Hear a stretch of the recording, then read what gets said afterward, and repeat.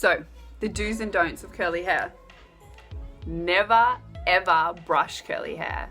So once the curl is set and in place, never use a brush. You would only use a brush or a comb when your hair is wet with conditioner. If I was to get in and brush this, I would separate all the curl and it would become a big frizz ball. Secondly, you really want to not play with the hair too much when it is damp. That will create frizz.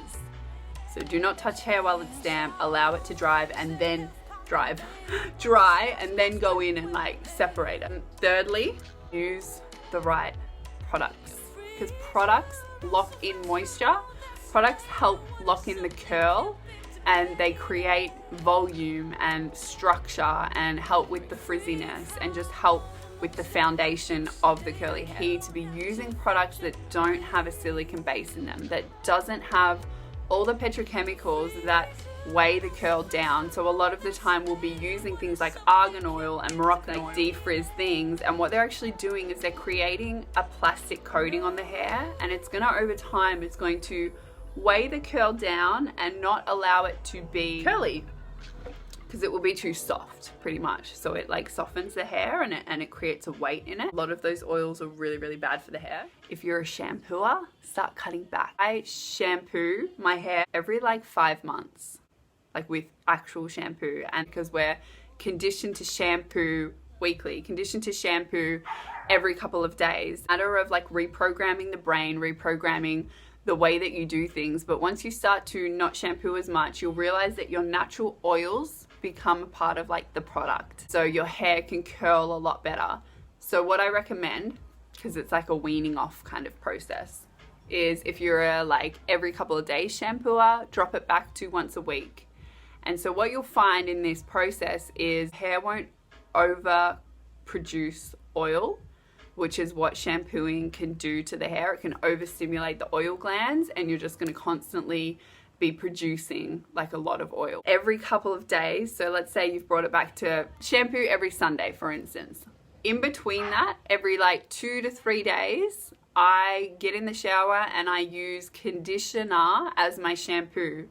So basically you would, like you would with shampoo, but use conditioner and really like scrub the head, like get into the roots, get into the hair, use your comb, like comb out all the knots, but just use conditioner, not shampoo. So what this is gonna do is it's gonna move all the oils off the roots and down the hair shaft. And those natural oils that have been built up will get evenly distributed through the hair, and it will allow the ends to not be as dry, won't have that build up on the roots. So that's another really important thing, to like bring back the shampooing and just keep doing that. So if you find you get to a week and you're like, you know what, I don't want to shampoo my hair, bring it back more, bring it back more. Use the conditioner shampooing like process as a way for you to like start really integrating not shampooing as much. I don't like to shampoo. When I shampoo my curly hair, it just doesn't sit right. It's really frizzy. It's start to really bring it back and allow the hair to be hair, you'll find that it will just sit a lot better and it will curl a lot better. Just even that, if you just take that key piece away, you'll realize like, and you'll see how much your hair changes. Definitely, you know, take that on board. Not as much shampooing, just get conditioner.